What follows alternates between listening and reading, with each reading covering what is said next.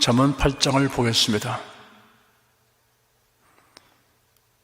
가정예배 혹은 다수가 함께 작정 기도회로 매일 모여 성경을 한 장씩 읽는 중에 함께 읽기가 거북한 부분이 있는 경우 어떻게 하면 좋을지를 문의하는 분들이 있습니다.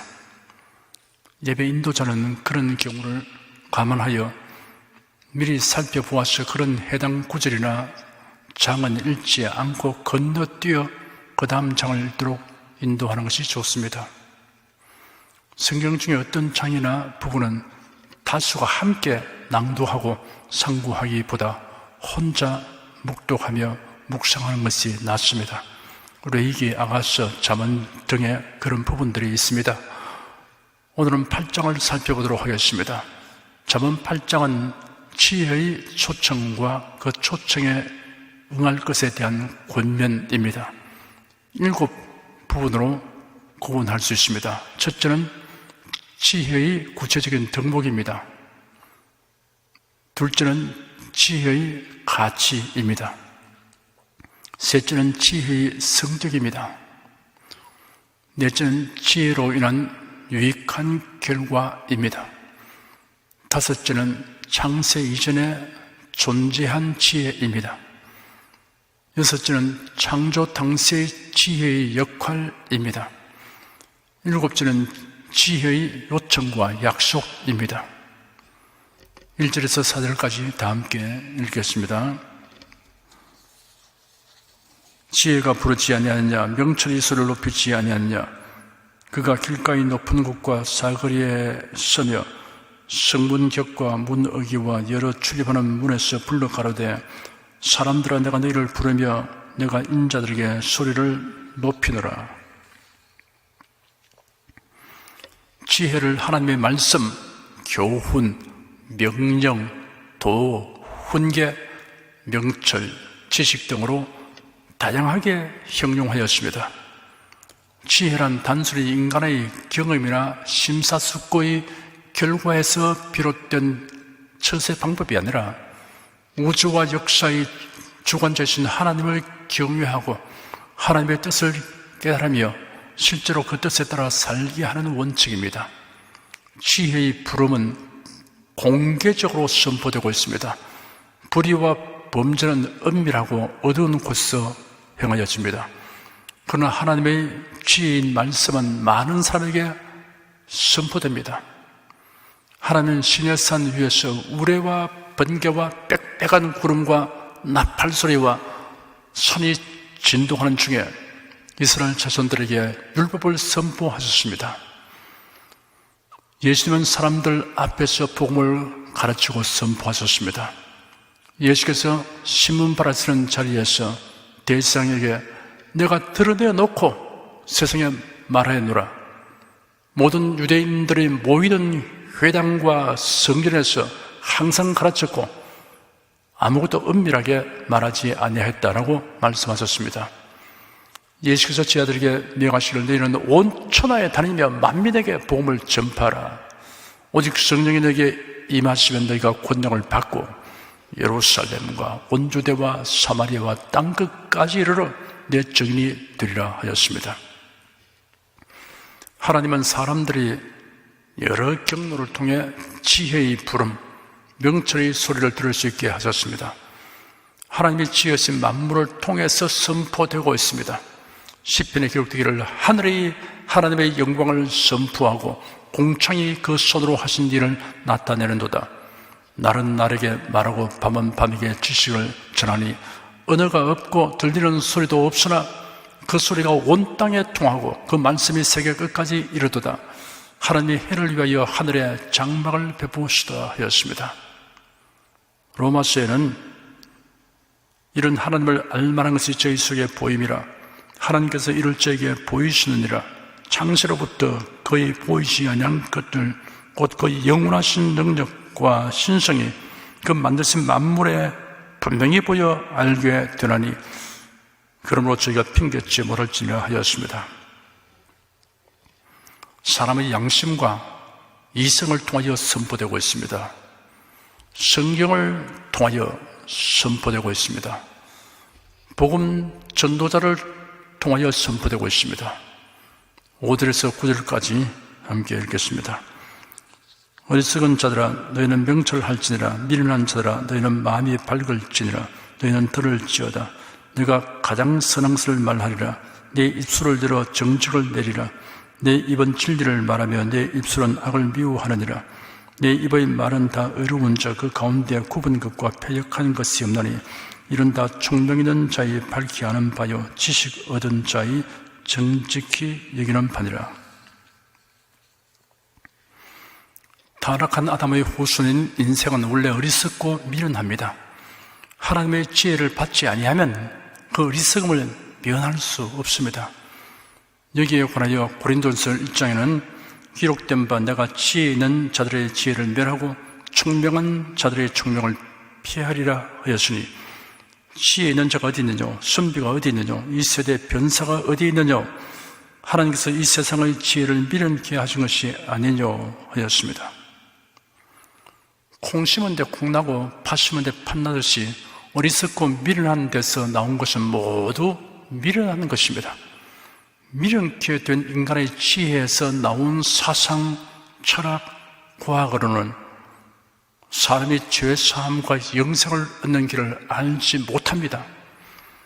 하나님의 지혜인 예수 그리스도를 믿음으로 사는 사람과 세상의 지혜로만 사는 사람을 분별하는 방법 중에 하나는 성경이란 어떤 책인가를 물어보는 것입니다. 성경은 선하고 정직하고 의로운 진리의 말씀입니다. 성경은 하나님의 계시를 기록한 책이며 유일한 구원의 길을 가르쳐주는 책입니다 라고 말하는 사람은 하나님의 지혜를 바라는 사람고 그리스도인입니다. 성경은 문학도에게 좋은 시문학을, 역사가에게 유대의 민족의 역사를, 고고학자에게 연구자료를, 도덕가에게는 윤리 도덕의 규범을, 사상가에게는 이념을, 종교가에게는 율법을 주는 책입니다. 성경은 여러 종류의 경전들 중에 하나입니다 라고 말하는 사람은 세상의 지혜로만 사는 사람입니다. 10절, 11절 두 절을 읽겠습니다. 너희가 은을 받지 말고 나의 훈계를 바라며 정금보다 지식을 얻으라. 대저 지혜는 진주보다 나음으로 무릇 원하는 것을 이에 비교할 수 없음이니라. 하나님의 훈계, 지식, 지혜는 은, 정금, 진주보다 더 가치 있는 보화입니다. 성직자가 되려고 하던 젊은이가 도중에 그 뜻을 접고 노력하여 의사가 되었습니다. 그가 말하기를 사람들이 영혼보다 육신의 건강을 위해 더 많은 시간과 돈을 사용한 것을 보았기 때문입니다 하였습니다. 세월이 지나 그는 변호사가 되었습니다. 그가 말하기를 사람들이 육신의 건강보다 사업과 향락을 더 추구하는 것을 보았기 때문입니다 하였습니다. 대체로 사람들이 추구하는 우선순위는 재물, 다음이 건강이고 건강 다음이 영혼이라는 실상을 교훈하려는 이야기입니다. 사람이 이 생에 사는 동안에는 재물과 육신의 건강을 소홀히 여길 수 없습니다.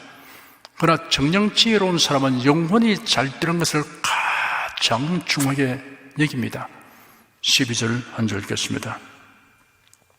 나 지혜는 명철로 주소를 삼으며 지식과 근신을 찾아 얻나니.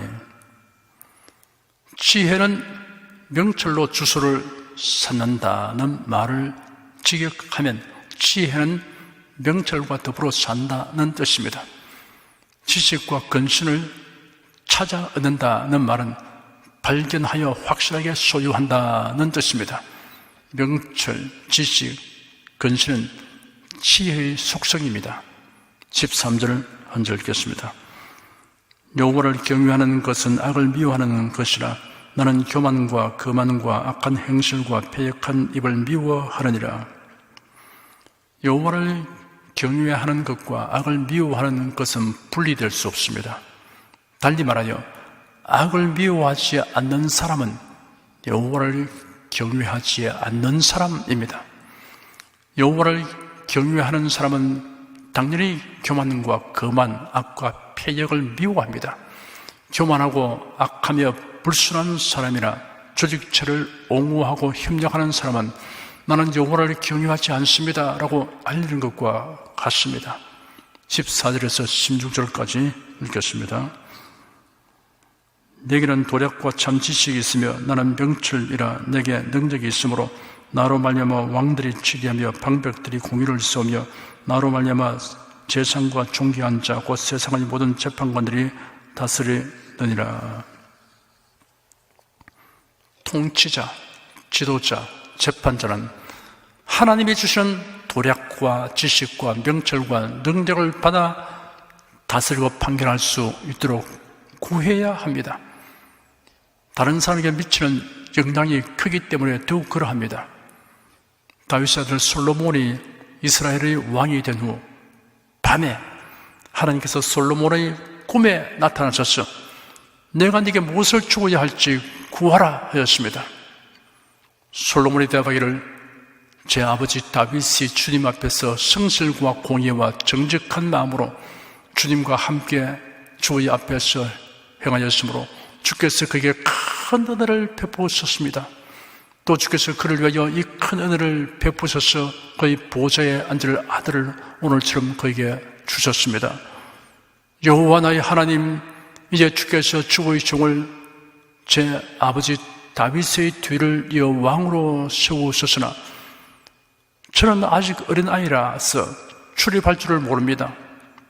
주의 종의 주께서 택하신 큰 백성 가운데 있으며 그들은 너무 많아서 셀 수 없고 헤아려 볼 수도 없으니 여호와께서 주의 종에게 지혜로운 마음을 주셔서 주의 백성을 재판하고 선악을 잘 분별할 수 있게 해 주십시오.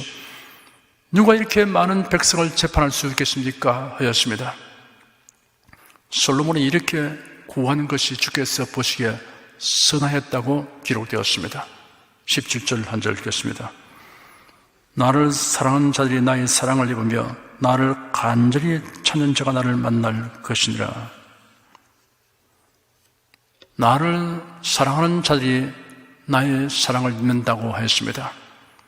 인간관계에서 어떤 대상을 사랑하는 자가 그 사랑하는 자로부터 반드시 사랑을 입게 되는 것은 아닙니다. 그러나 하나님과의 관계에서는 반드시 그러합니다.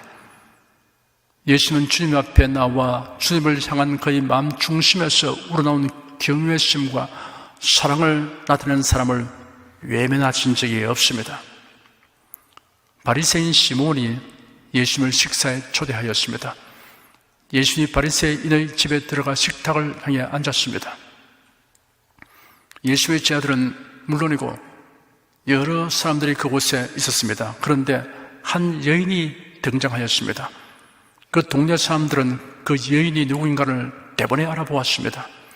행실이 좋지 아니하여 나쁜 평판이 나 있는 여인이었습니다.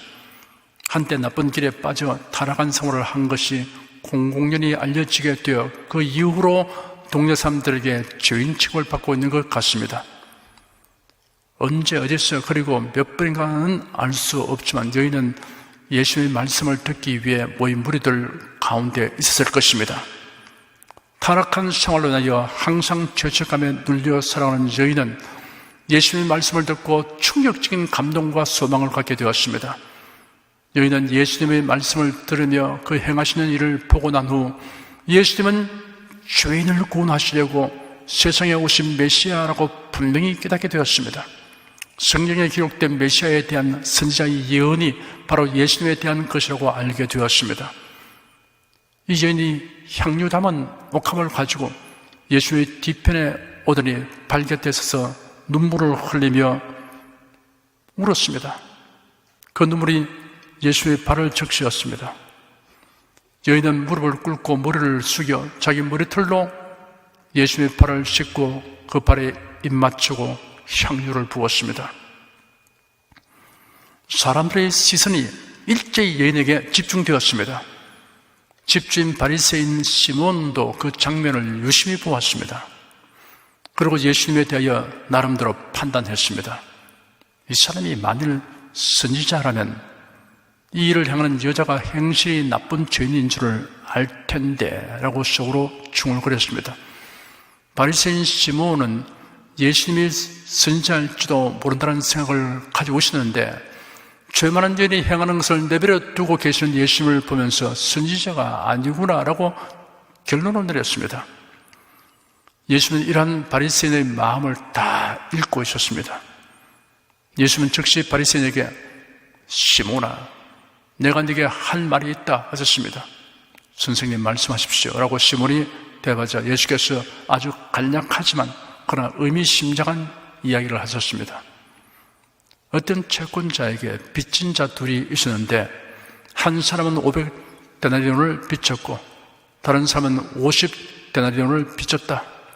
그런데 그들이 갚을 것이 없으므로 둘 다 탕감하여 죽었다. 그러면 그들 가운데 누가 그를 더 사랑하겠느냐? 그리 어려운 질문이 아니므로 바리새인 시몬이 제 생각에는 더 많이 면죄받은 자입니다라고 즉각 대답했습니다.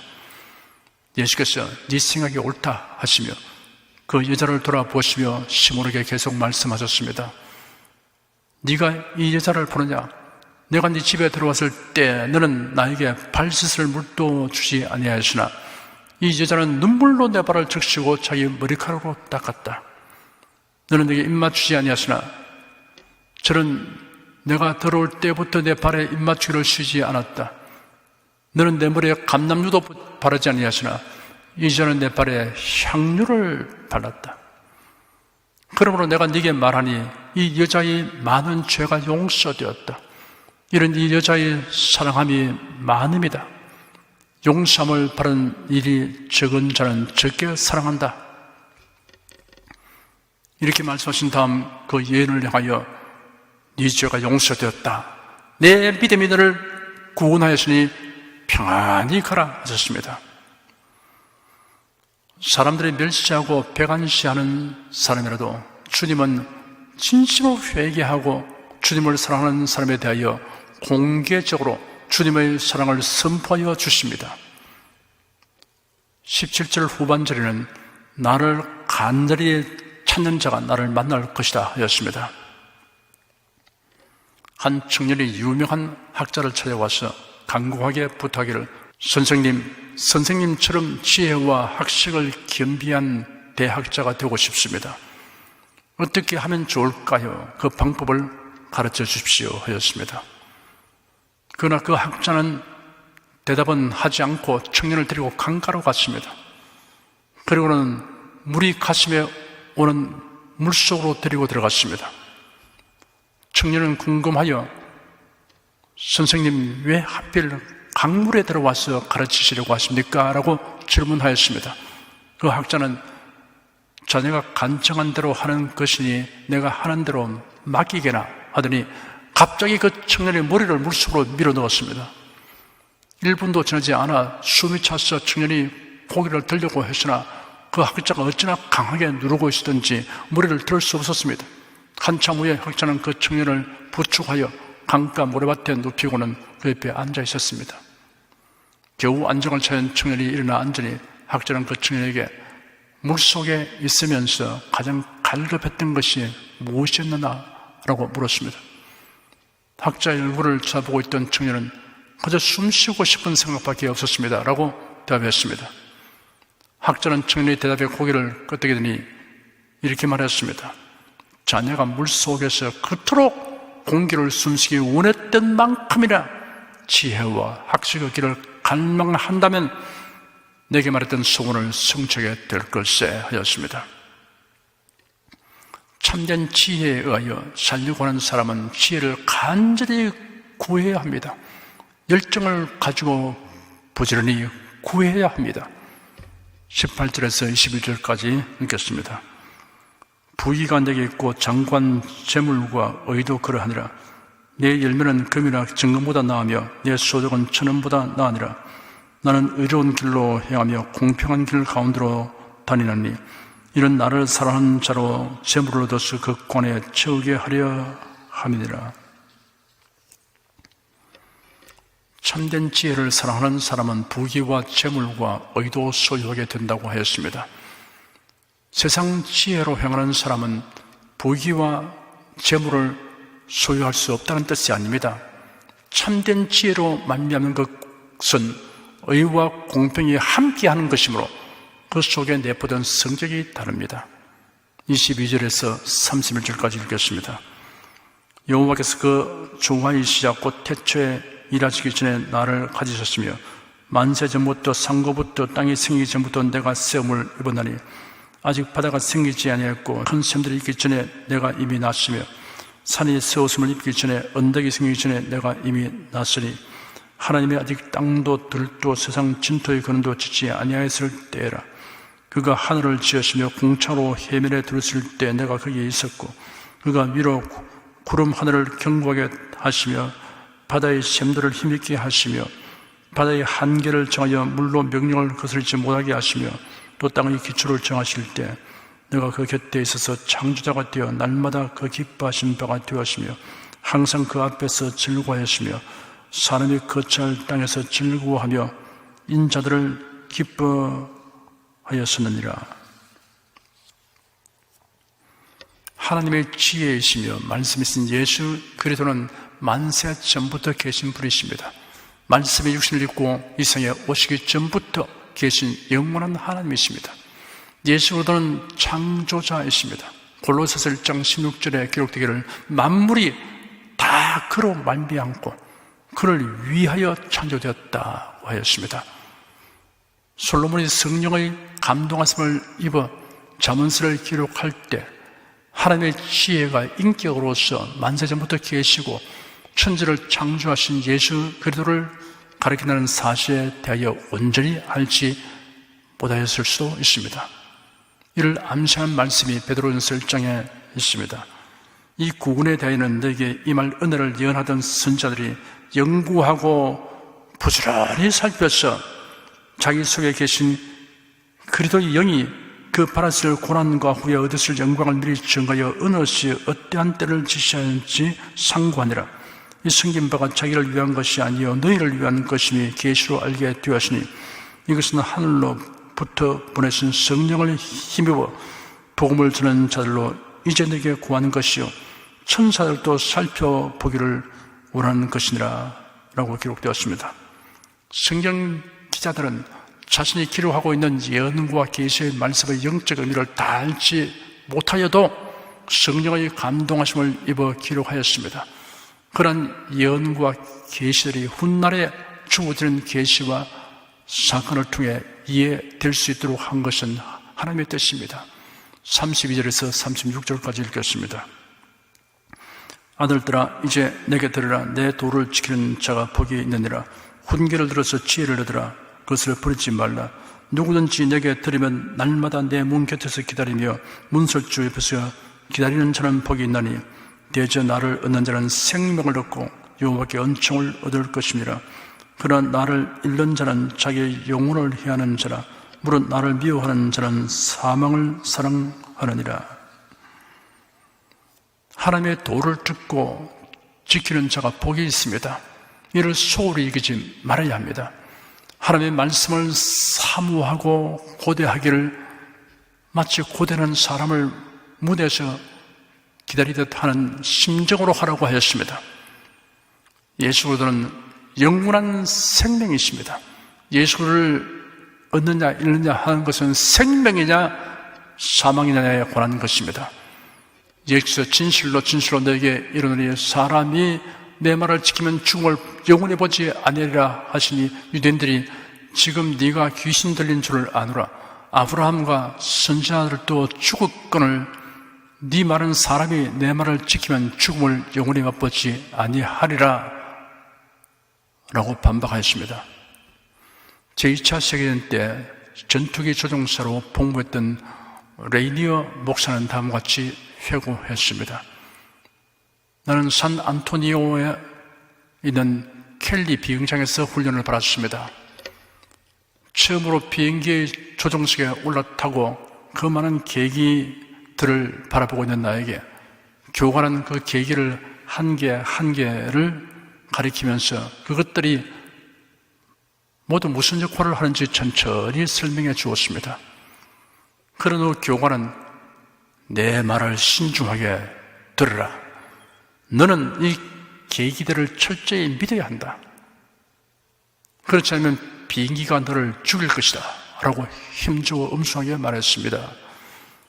그때 나는 비행기가 너를 죽일 것이다 라는 말이 참으로 인상적이었습니다. 그 후 한 번은 밤에 혼자서 비행을 하게 되었는데 폭풍우를 만나게 되었습니다. 비행기가 어찌나 심하게 요동을 하는지 좌석의 벨트가 모두 팽팽해졌습니다. 나는 비행기의 오른쪽 날개가 너무 낮아져 있음을 느낄 수 있었습니다. 그래서 오른쪽 날개를 위로 올리려고 조종관을 붙잡았습니다.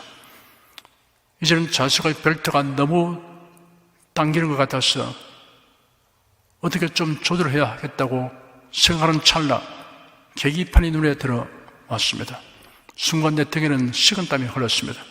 왜냐하면 나는 엉뚱한 방향으로 가고 있었고 게다가 비행기는 거꾸로 뒤집혀 날고 있기 때문이었습니다. 그때 내 귀에 비행 교관이 강하게 주의를 줬던 그 음성이 들려왔습니다. 나는 곧 계기를 믿고 거기에 따라 비행기를 바로 잡았습니다. 나는 살았습니다. 사람의 느낌으로는 그것이 틀림없이 바른 것으로 판단되어도 결국은 죽음의 길이 될 수 있다는 것을 나는 그때야 깨달았습니다. 인간의 생각과 판단이 얼마나 한정적인지, 그러나 이러한 한정된 인간의 편향적인 지각을 의지하려는 성향이 또한 얼마나 강한지를 우리가 철저하게 알아야 합니다. 구원으로 인도하는 지혜인 예수 그리스도의 초청에 응하는 사람은 진실로 복받은 사람입니다.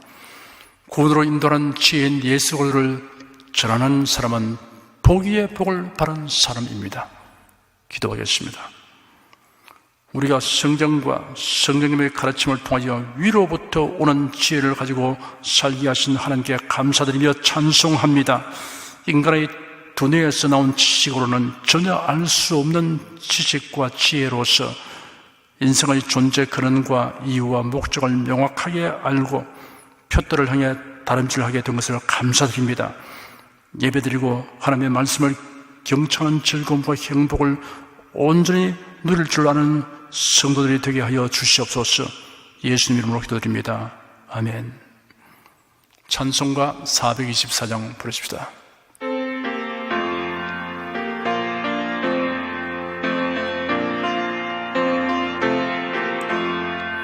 나의 생명 되신 주 주님 앞에 나아갑니다. 주의 흘린 보혈로 정케하사 받아주소서. 날마다 주를 찬송하겠네. 주의 사랑의 줄로 나를 굳게 잡아매소서.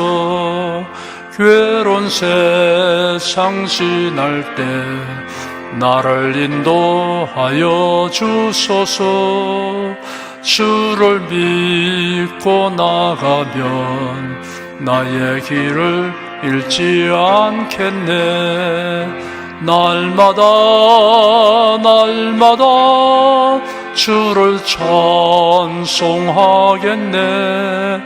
주의 사랑의 줄로 나를 굳게 잡아매소서. 세상 살아갈 때에 주를 더욱 사랑합니다. 밝고 빛난 천국에 나의 영혼 들어가겠네. 날마다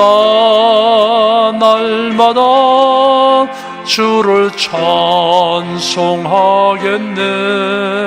주의 사랑의 줄로 나를 굳게 잡아매소서.